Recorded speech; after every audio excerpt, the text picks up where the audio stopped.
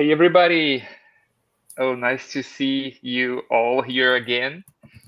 I can see that you guys are joining the webinar. That's fantastic. Today I'm here with my dear friend Deborah. How are you, Deborah? I'm great. Thank you so much for having me again. It's always a pleasure to be in a webinar with you. Likewise, really nice having you.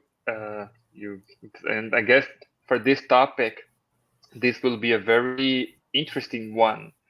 And I don't know if that happens with you, but many people that come to me, they uh, have like a basic idea on Portugal and Spain, so they don't know which one to choose between.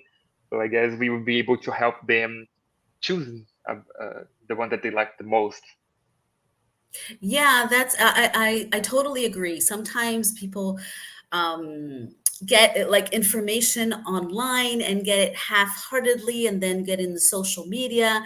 And both countries are so different from one another, even though they're neighbors. And within the same country, there's so many differences within the regions also. So I hope that today people will get like a better idea of how to approach this decision, because there's no decision that is good for everyone. Everyone has a different experience. So, we can't rely only on other people's experiences, because whatever worked for me or for you can be the exact opposite of what is good for someone else.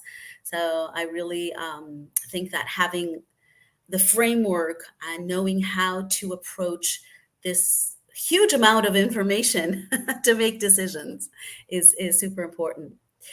I So we totally have agree. already lots of people here saying hello, and I'm seeing some also familiar names.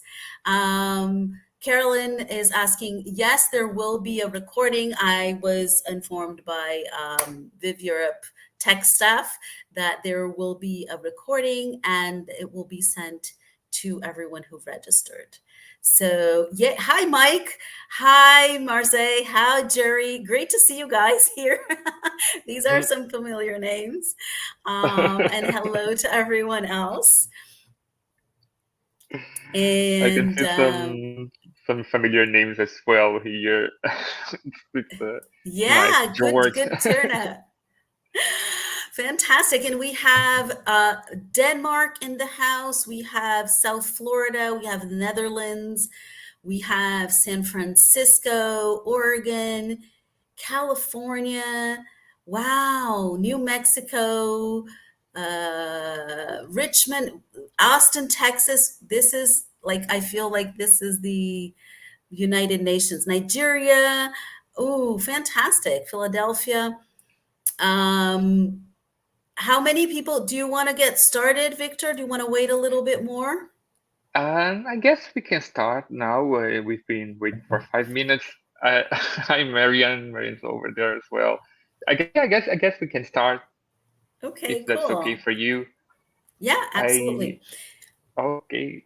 So yeah, there's some tech stuff we have to do here. I'm not the best person to deal with technology overall, but I guess Deborah, you were the one who had to share the slides so Is it that you me? can.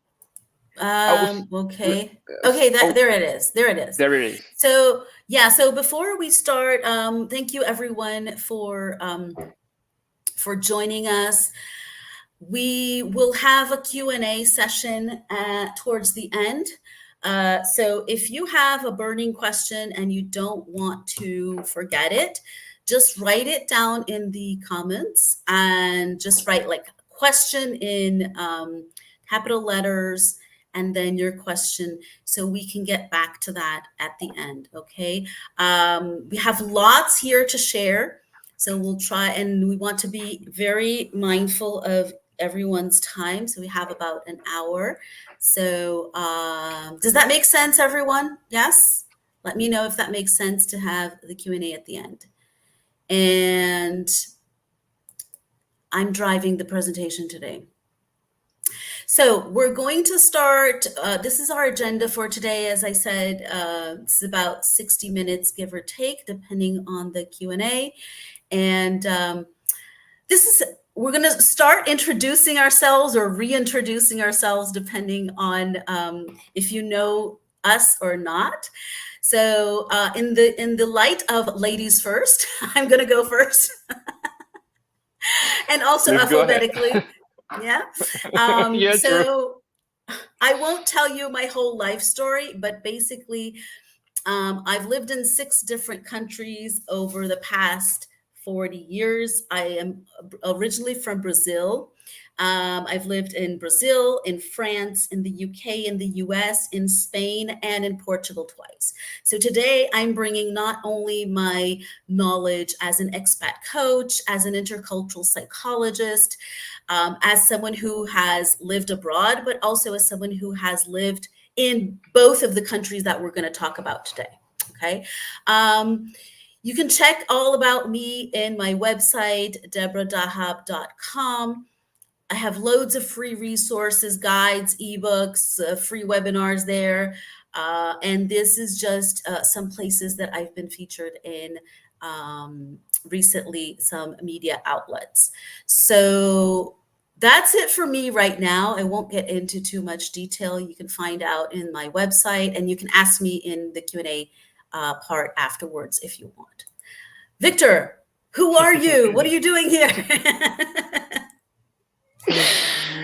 Oh my. So guess many of you also know me. I'm Victor. I am a lawyer. I moved to Portugal 7 years ago. It goes like this. 7 years ago, I moved to Braga, and then quite recently, we moved to Porto. And I'm one of the founders of Viv Europe. It's a company that helps people navigate the relocation process, and we deal with all that paperwork, procedures, and all of that like boring stuff that it's important to have someone who has gone through the process before to help guide in the process. But yeah, this is me. I'm also Brazilian. I'm from Rio. I guess we're from Rio as well, right, Deborah? Yeah, I was born in Rio, but I lived in Bahia and Sao Paulo.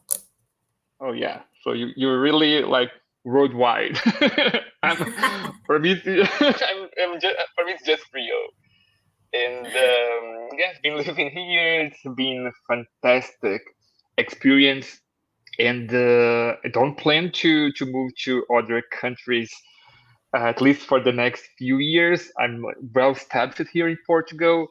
But yeah, you can have more information if you go to our website as well about the company. But very briefly, this is me, and today I'm here to help you deciding on which country to choose. Fantastic. So let's move forward. So the first part is I'm going to share with you guys a framework that I teach in the Expat Journey program and in my programs to help you narrow down your decision-making process of how to decide where to live. You can apply this to anywhere you want. And the idea is to really go beyond your wish list. Now, let me know here in the chat box, who has a wish list?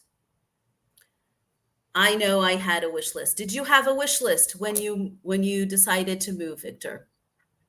Yes, certainly. Yeah. How long was your wish list? How many items was your wish list? Oh, it's not that long. I would say I'm a simple guy. I guess me and my wife, we did set up a wish list together when thinking about moving to another country, and her wish list is much, much bigger than mine. Yeah, I can imagine. Well, the thing about the wish list is that there are 2 important things to think about. First of all, no place is perfect. So if you're looking for the perfect place to move to, I'm sorry to say you're going to be disappointed because there's no such thing as perfection. So let's get that out of here. Let's get it out and really address that, because there is no perfect place. That's the first thing. The second thing is that it is very unlikely that you're going to get every single thing on your wish list, because it's a wish list. And many times when we only have it in our a mental wish list, which is something that Joseph is writing here in the comments, it can really get difficult to compare and contrast options because it's not clear enough for us. So with this framework that I'm going to go very quickly because we have lots to do here, I'm going to share with you a methodology so you can do this, okay? So what you're going to do is you're going to look at your wish list, write it down on paper or digitally, anywhere but in your mind. You have to be able to read it, and you're going to narrow it down to your must-haves. And I'm going to share in just a minute how to do that. These must-haves are items from your wish list that you believe you must have. This is what you believe in terms of what is relevant for you right now with the information you have. Then you're going to narrow it down even further to your non-negotiables. These non-negotiables are aspects from your wish list that you cannot compromise. They are non-negotiable. They can be budget, for example. You have a ceiling. They can be, for example, let's say internet access because you work from home. So it's a non-negotiable that you have a reliable internet access, things like that. So how do you do that?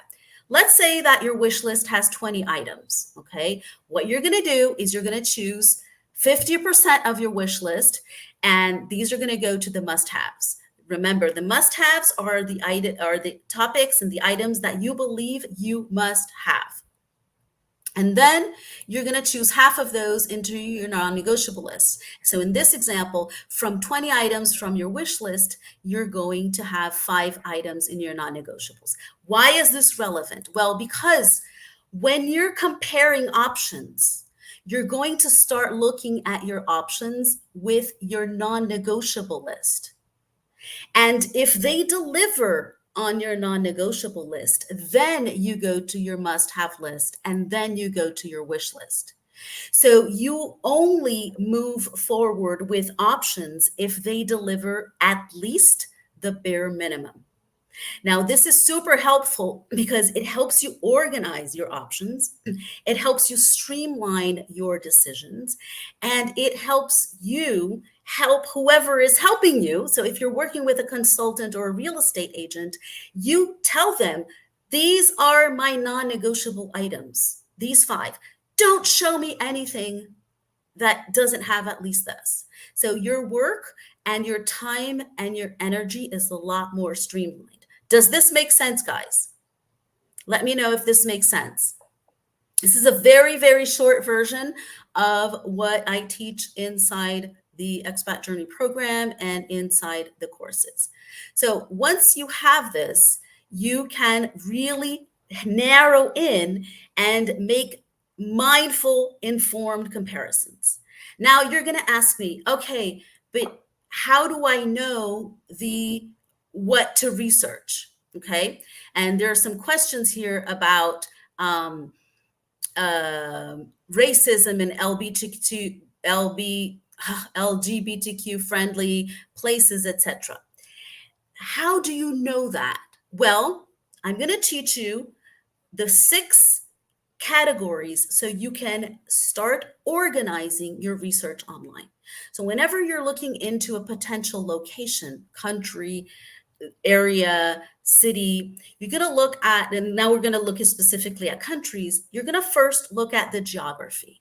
You're going to look at the size of the country. You're going to look at what is the weather like? What is the variation of the climate? What are the main rivers? What are the main areas in terms of geography? Then you're going to look at demographics. What is the population age like? What is it like in terms of all of the different areas of demographics. And this can include, for example, here you can include minimum wage and other economic aspects as well. Then you're going to look at history. It's super important to start looking at the history of a country, because that's when you really get the feel for it. You're going to learn about government and politics. What is the political system? Which are the main political parties? What do they stand for? How is the government and the politics of the country organized? Is it centralized? Is it decentralized? How are decisions made? Then you're going to look at international comparisons. You're going to look at how it ranks in terms of safety, how it ranks in terms of immigrant integration policies, how it ranks in terms of cost of living. There are all of these rankings online.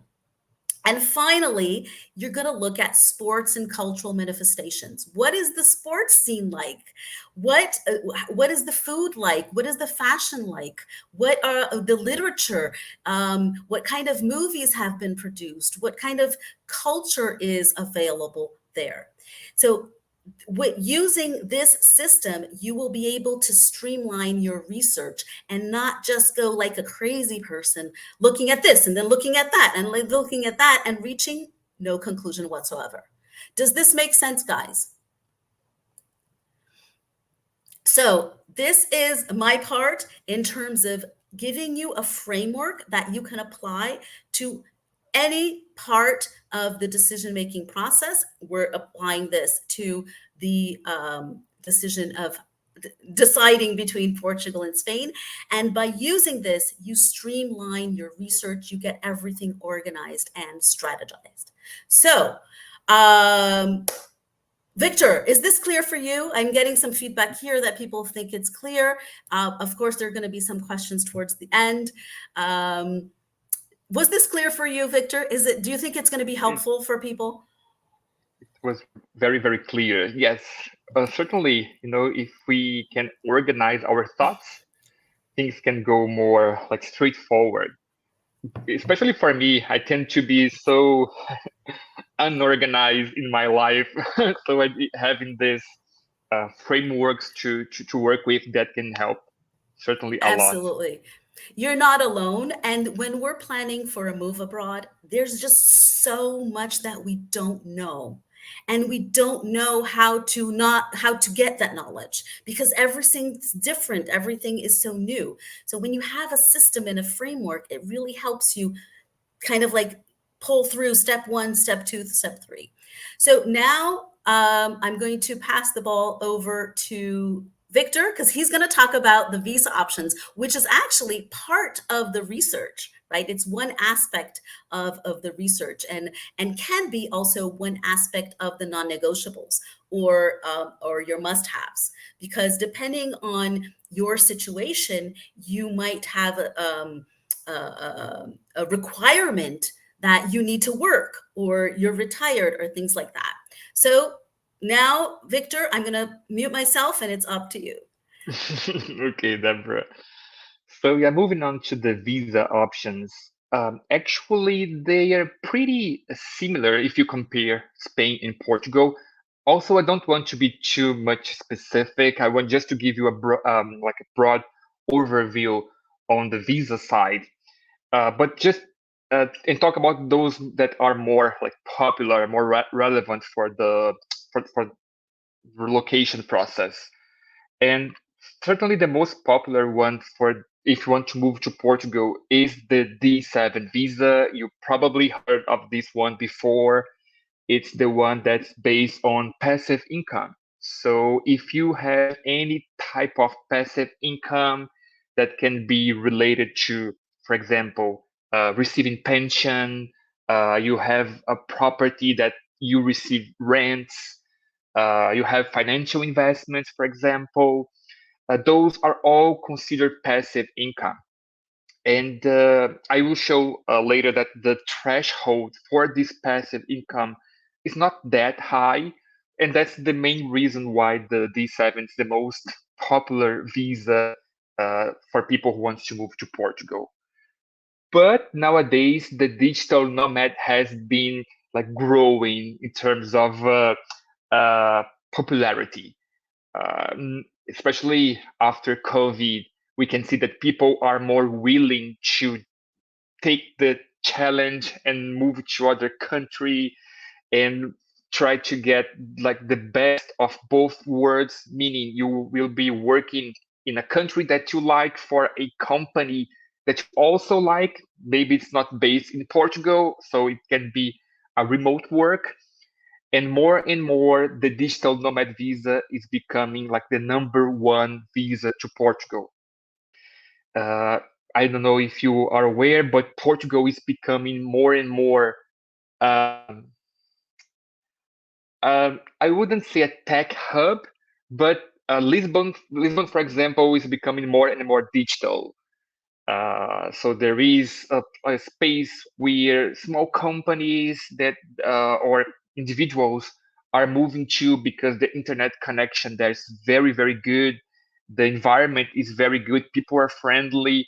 So more we can see more and more digital nomads moving to Lisbon.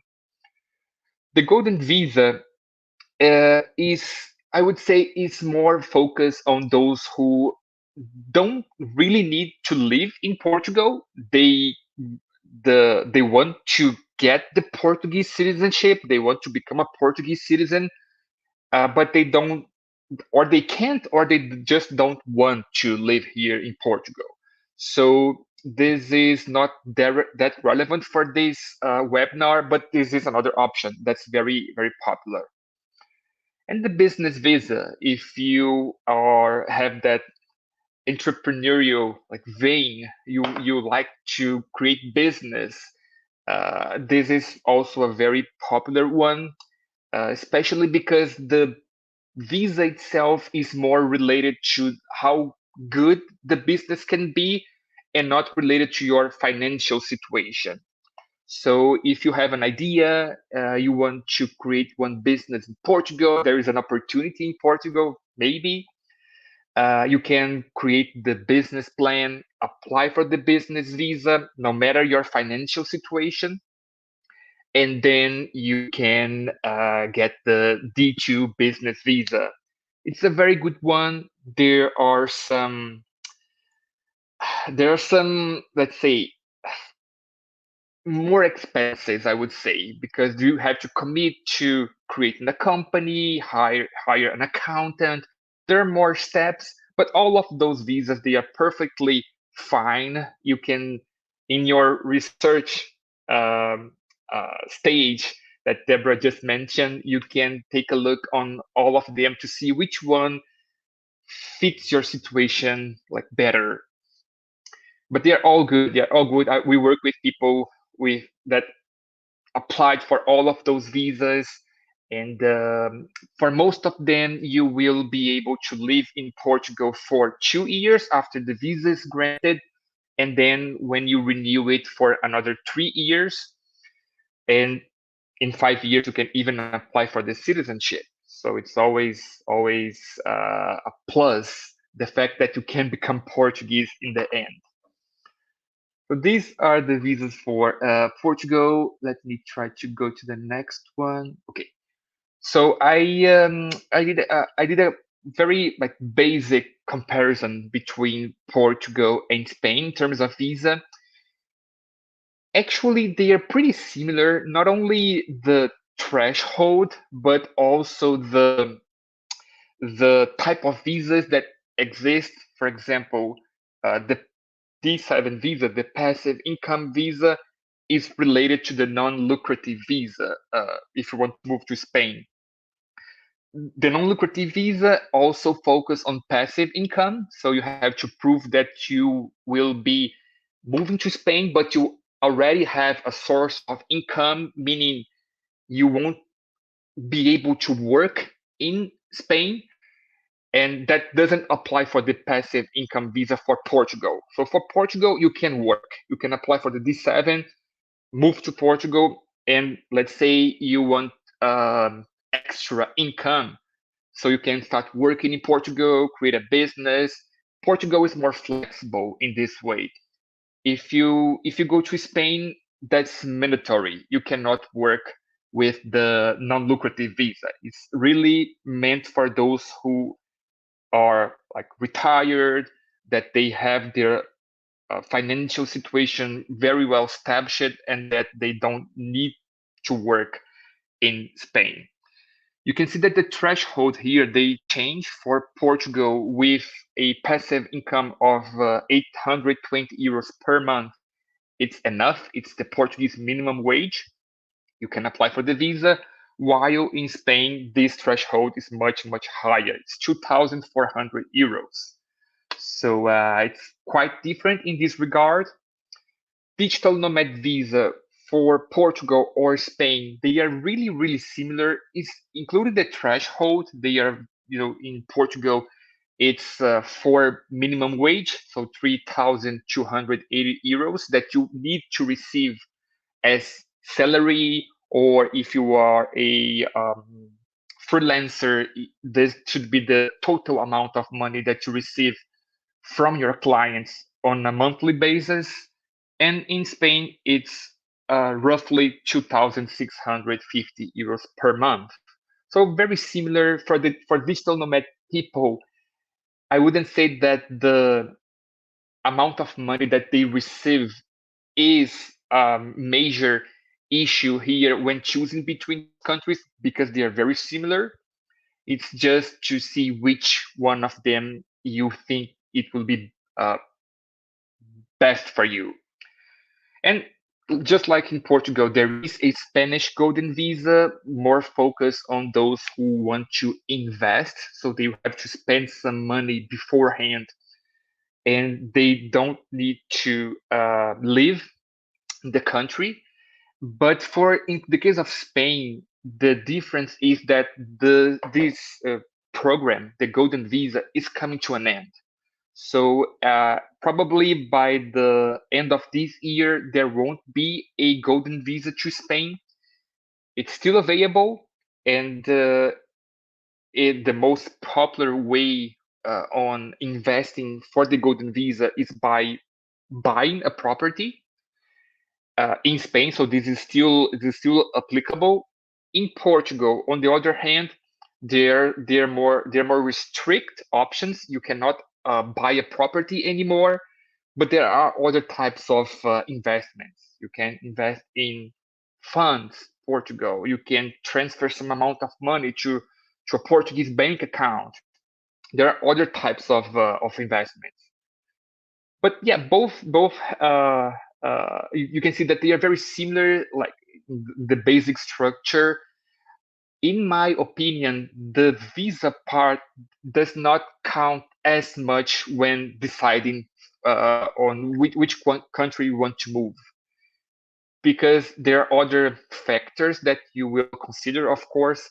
The visa, it's pretty similar. I would say that the most relevant difference is that with the Portuguese D7 visa, you can come to Portugal and you were free to do whatever you want to do. You can work, you can create a business, you can be a freelancer. While in Spain, for the non-lucrative visa, it's much more restrict. So you cannot work. It's meant for those who will be living in Spain, and that's it.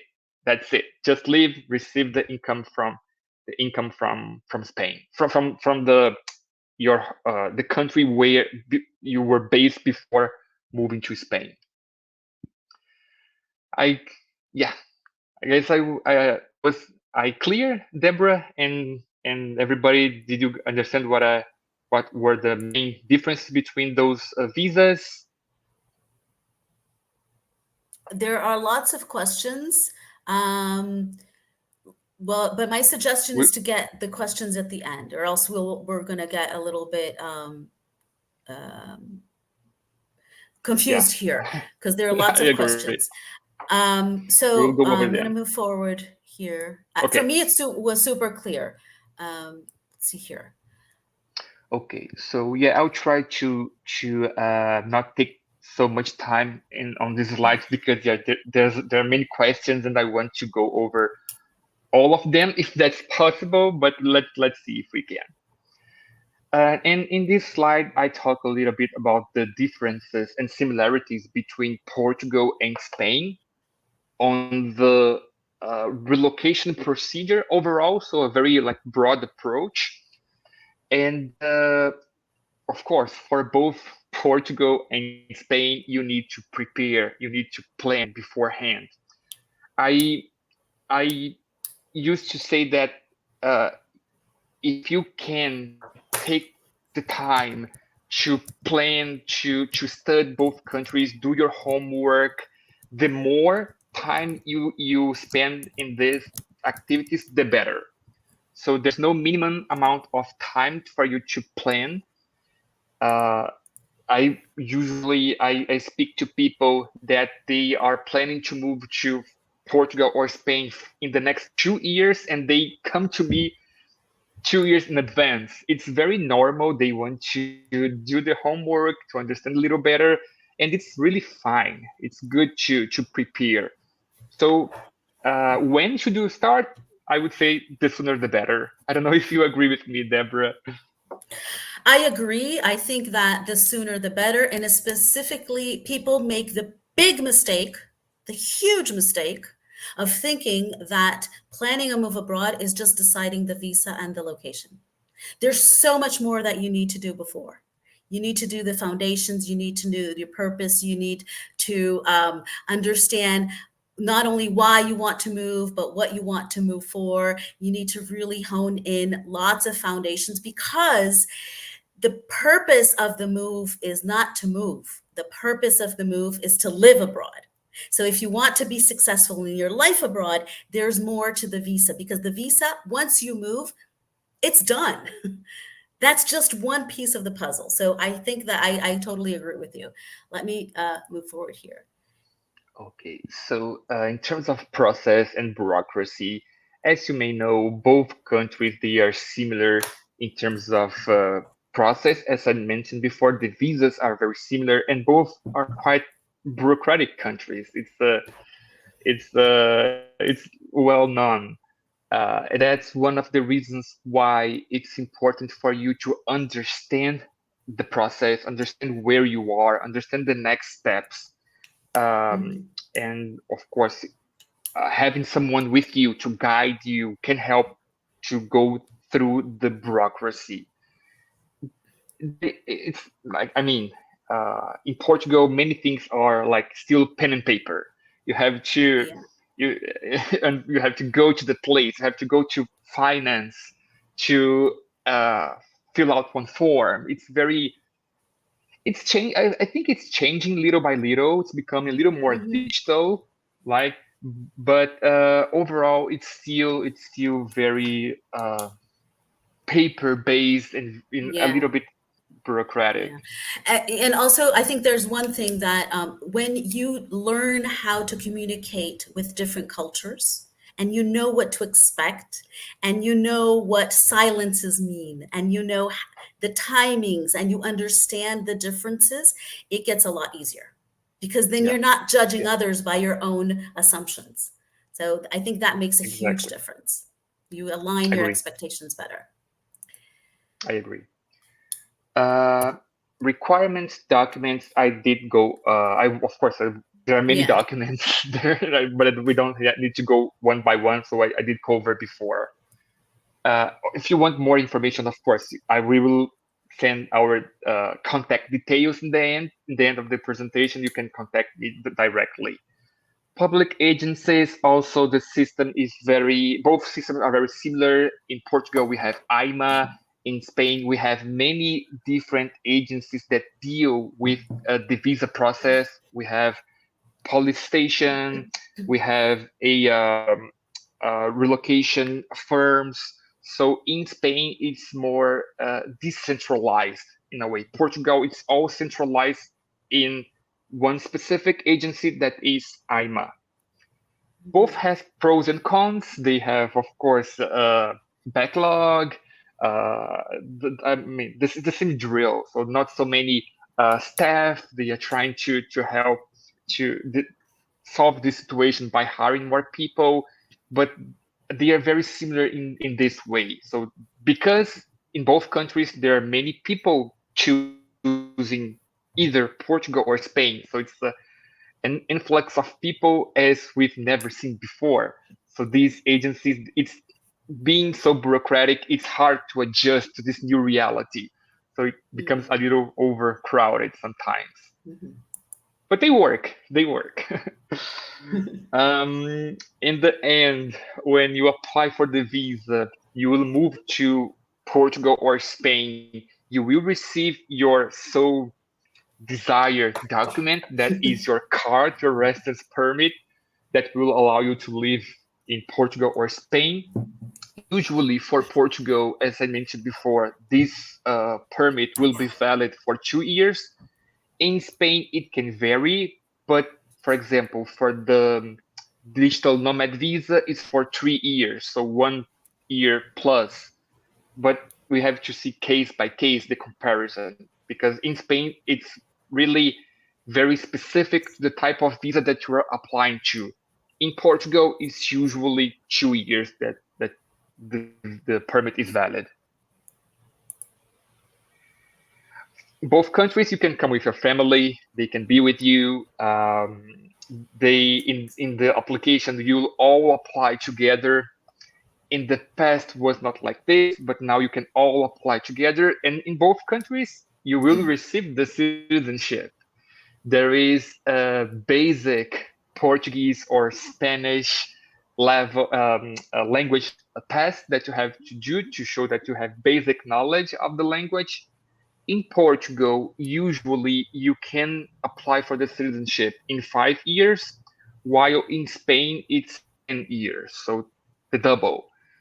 There are some exceptions as well. If you are from a Spanish uh, mother language, Spanish is the mother language in your country, you can apply for the citizenship in just 2 years in Spain. So again, it's case by case, but the like basic rule is that you can apply for the citizenship in Portugal for in 5 years and in 10 years in Spain.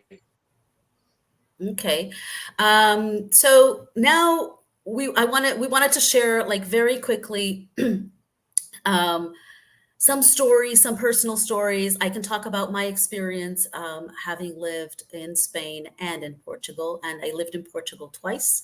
So, and also maybe Victor talking about his experience with his clients. I will tell very quickly that I lived in Barcelona for 2 years. This was 20 years ago. And one of the biggest differences that I saw in these two countries was for starters, the size of the country. So it's the difference is enormous, right? Portugal has 10 million people. Spain probably has like 40 million people, something like that. Yeah. So it's four times the. So that means, for example, that the availability of many items to purchase and medication and services is a lot more. There are a lot more services available in Spain just because there's a bigger market. It's like basic economics, you know. In Portugal, there are 10 million people, maybe 7 million adults. I don't know. So because the markets are so different, in Spain, the job market is a lot more active. There are lots of different companies.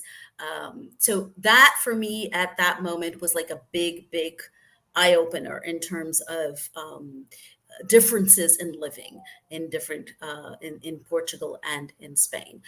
Any other? I would have so much to talk about, but I want to have time to answer everyone's questions. So, Victor, do you have anything like any anecdotal things that you'd like to share?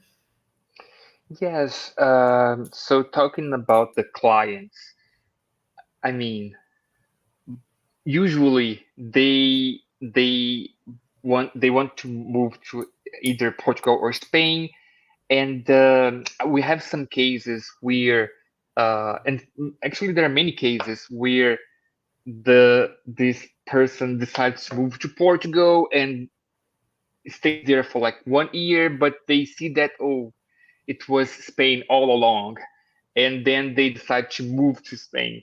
The reasons can vary, but there are some reasons that maybe they should think twice because, for example, if it's related to bureaucracy, as I mentioned before, they think that, oh, Portugal is so bureaucratic. I have to go to finance all the time, and there's a queue that I have to wait Spain for. is the same.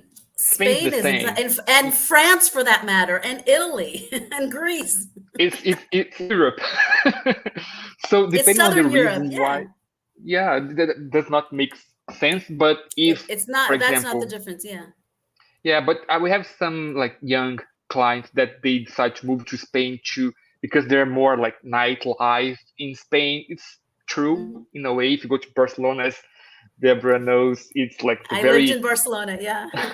yeah, it's like very, the nightlife there is like incredible. So yeah, this influx of people moving from Portugal to Spain and from Spain to Portugal, it's very common. It's very common. Mhm. So let's say you chose Portugal, but in the end you want to move to Spain. The process for you to move from Portugal to Spain is much easier than moving, for example, from the US directly to Spain. Being in Mhm. Europe will make the things easier. But yeah, just one example, people moving to these countries. Cool. So we're going to get to the Q&A in just a minute. I just wanted to let you guys know about the Expat Journey program, where you guys can find everything you need to move abroad. Pre-move roadmap, post-move roadmap. What I taught here is inside the Expat Journey program as well. We have a curated directory with amazing benefits, guest speaker interviews, master classes, live Q&As, lots there. But I want to get to your questions. Victor, you want to quickly talk about people's Viv Europe services? Yes, very quickly. So, as I mentioned, we help people moving to, nowadays it's Portugal, Spain, and Italy. We just want to make you move to this country stress-free. You don't have to deal with documents, deal with bureaucracy. We work with lawyers, real estate agents. We will even like start a business that's more based on the real estate area, so, because it's really a part of the process that people sometimes they struggle a little bit. But yeah, we will do our best to help you go through the process. You won't have to have any kind of headache related to the process. Yeah. Yeah. And Viv Europe is also one of the businesses inside the directory of the Expat Journey program. So we're partners not only here in the webinar, but also in that side of business. We have a special offer for you guys. So if you sign up for the Expat Journey program and or for Viv Europe services until September 15th, which is in 3 days, you get 10% off. Just use code VIV10. Now, if you sign up for the Expat Journey program, you already have 10% off Viv's services. So if you sign up for the Expat Journey program and then sign up for Viv, only until September 15th, you get 20% off of Viv's Europe services. Okay. This is unprecedented. Victor never has done this. I convinced him to do this for this webinar. So if you sign up for the Expat Journey program, you get 10% discount in the Expat Journey program. So instead of 28 euro per month, it's 25 something. And you get 10% off Viv's services. And if you sign up by September 15th, you also get another 10% off Viv's services. So not to be missed. We'll leave the information here at the checkbox but now we want to go to the Q&A. So I'm going to go to the questions here.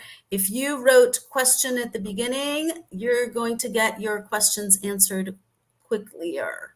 So first question from George. How do the countries compare with one another financially, meaning tax-wise and cost of living-wise?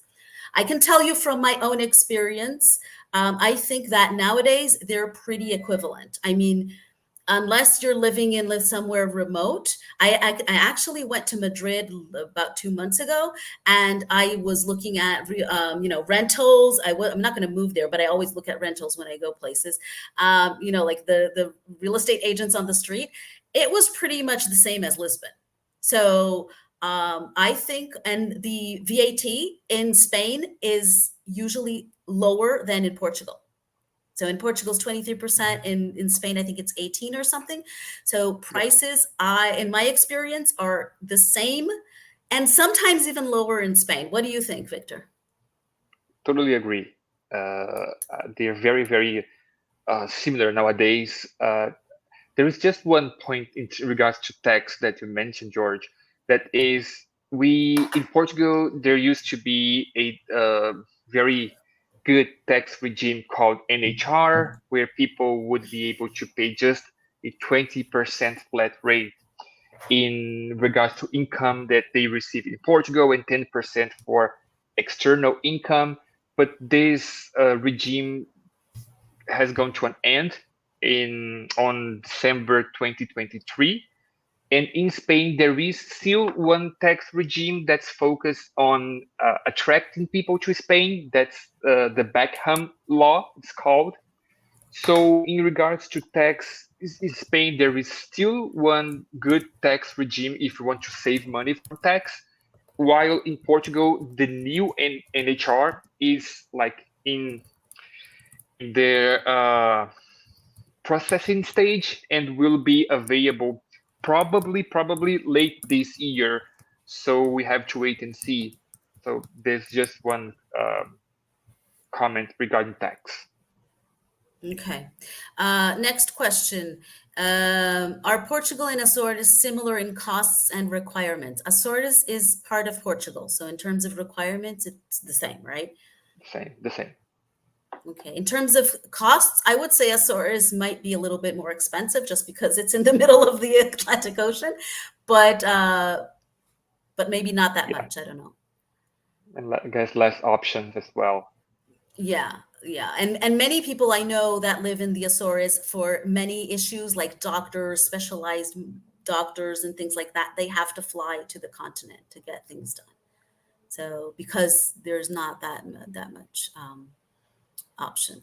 Let me see. Question.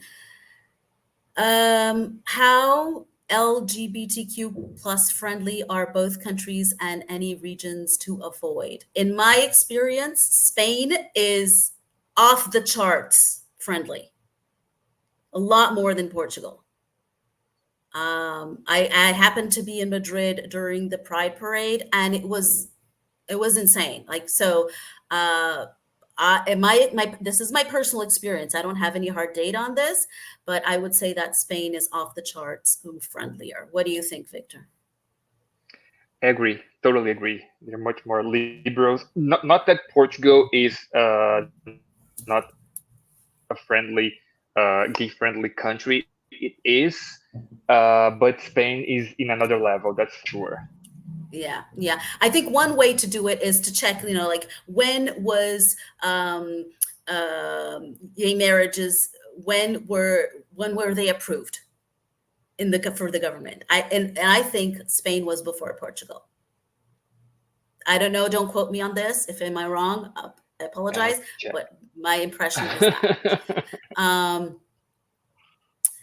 I'm going quickly here. Let's see. Question. Okay. How do the healthcare systems of the two countries compare? What's your opinion, Victor?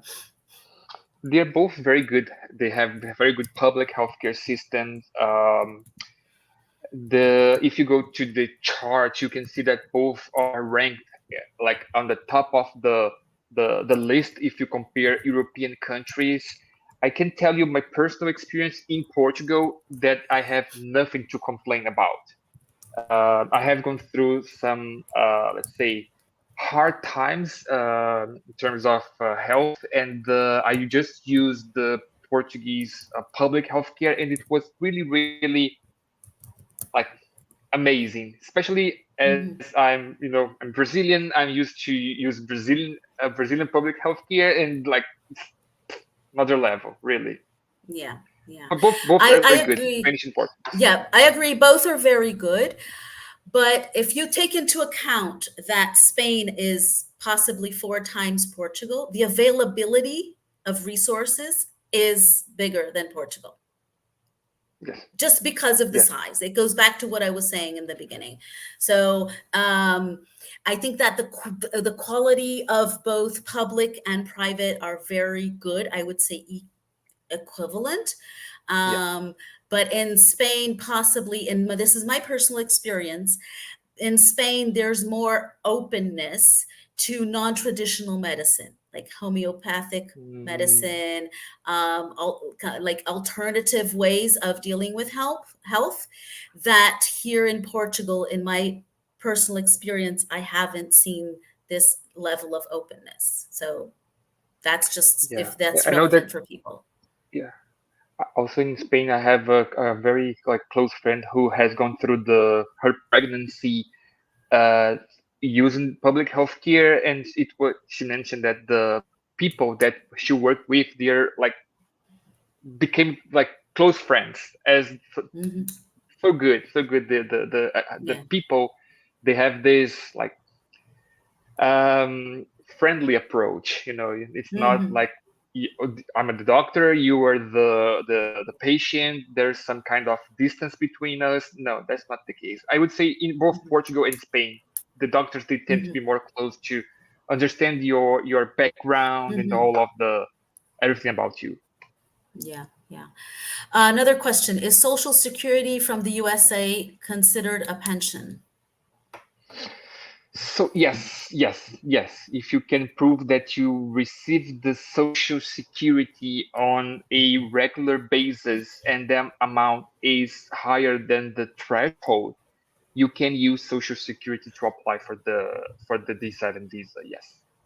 Okay, and another question related to that is how much tax will be charged on Social Security from the US? I think it will depend on the amount, but It will exactly. It will. is it There are many variables here actually, but the amount will impact how much tax you'll pay, and also the it should be seen case by case because there is an agreement between Portugal and the United States where you won't have to, of course, pay like double tax, but the analysis should be carried out by a tax lawyer or an accountant to see exactly how much money you'll be paying. But the higher you receive, the higher usually is the tax you have to pay. Yeah, that's pretty much what happens usually.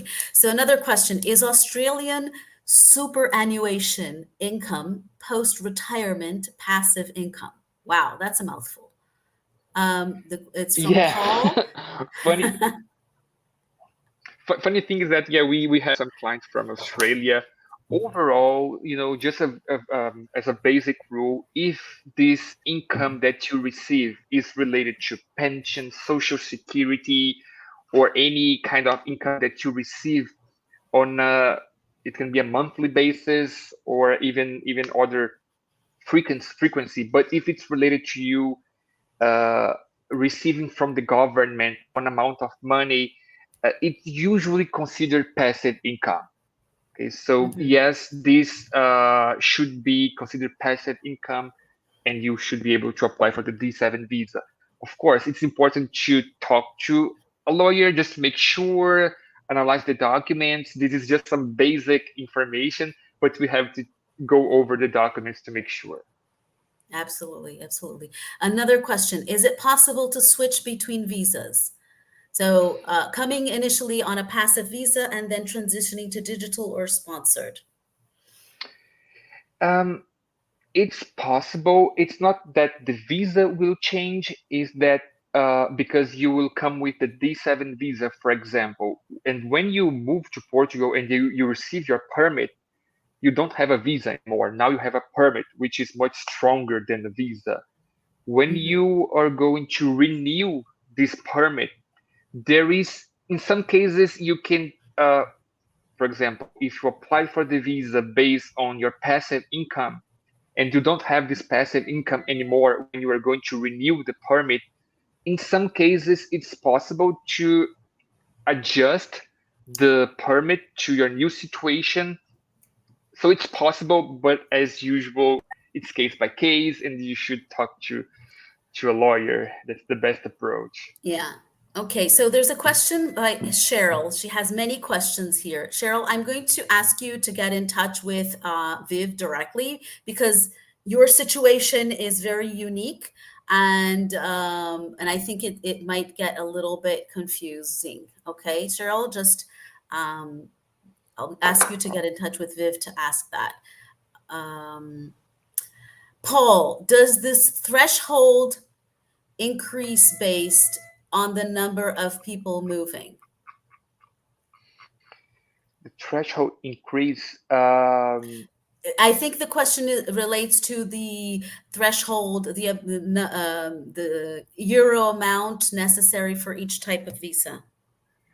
It actually it hasn't changed. No, the visas rules, they just don't change because there are more people coming to Portugal. The maybe the I think it means like in a family, like if there's a family of three, Okay, if there is I think family, that's what it yes. means. Okay, so for Yeah. family, Okay. So it's yes. going to So be the that main number times. yeah, so the main applicant will have to uh, have that basic number. So the D7 is 820 euros as passive income plus 50% for the spouse or partner plus 30% for each kid that the Mhm. couple has. So this Okay. is like basic. You have to do a basic math to see the total Okay. amount of income you need to be receiving. And that's valid for Portugal and Spain, right? Because is a married couple need, so that's the same logic for Portugal and Spain. The Yeah. the rule the same logic that is you will have to add more income if you have a bigger family. Let's say like this. But the math that you have to do is a little bit different in Portugal and Spain, and you can contact us so that we can uh, tell you the specific amount of money that you have to prove you're receiving based on your family Hmm. size. Hmm. So Cheryl is asking a series of questions here about taxes. So difference in taxes on investments and social security for each country. What is the difference in taxes? Does Portugal have a wealth tax? Um, No. In terms of social security, you will pay. So usually you will depend on your situation. If you are, for example, employed in Portugal or not. If you're employed, you have to pay 10% for social security. If you don't have any links with social security, for example, you don't have a job here or you don't have a company, you don't need to pay social security. It's not mandatory for you to pay social security. It depends on your case. But to be more specific, as we are short on time, you can just let me know your specific situation and I can guide you through yeah, the process. yeah. Karen asks, how early should you start? Sorry, how early should you start before you move? I would say, as like we said, as soon as possible, because the visa application and all these, this is one piece. It's a crucial piece, but it's one piece of the living abroad puzzle. And once you do live abroad and you're living abroad, the visa application is a long gone history. It doesn't matter anymore. So while we have tunnel vision when we're in this process right now of planning a move abroad, it is a crucial part, but it's not the only part. Okay. If and the more you work on the foundation, on understanding your motivations and really researching the location and being um, really informed about your decision and doing things in a mindful way, the easier it's going to be to know what visa you need and all of that part. So, I um, agree. another question, please address the language issues if you're not fluent in either language. So, in my experience, Portugal, people are very fluent and familiar with English. In Spain, not so much. And in Spain, people not only do they not know how to speak English very well, they don't like to speak English and in Portugal, they accommodate the English speaking people a lot. So, what Yeah, is your I agree with you, Deborah. Totally. It's so hard for you to go to a movies in Spain and find Oh, yes, fluent that English. was my nightmare. Yes, for sure. Now, well, now you have Netflix and streaming, so you don't need to go to movies. But True. yeah. I guess they are like proud of their language in a way that they just want everybody to learn Spanish and Hmm. to not try to use any other language. It's Yeah, funny for in a way, sure. but I agree with you. I agree with you totally. Yeah. Cinda says general idea of the cost to go through a company like Viv Europe. Cinda, get in touch with Viv Europe, book your call, and remember that you have 10% using code VIV10. And if you're also in the Expat Journey program, you get 20% off the Viv services. George asks, how do the cost of housing compare? Um, Research online. This is so variable. It depends when, it depends where, it depends how. There's so many variables. The best thing is to research online and get your own conclusions. And to learn how to research online, we have a lesson about that in the Expat Journey program. Um, da-da-da. Question, what age is a child considered a kid? Not sure this is relevant here, but oh, I think it means what age is it For the considered a dependent? Yeah, I yeah, hope that's that's what it what I means. thought. So up to 18 years old, Okay. they are considered dependent.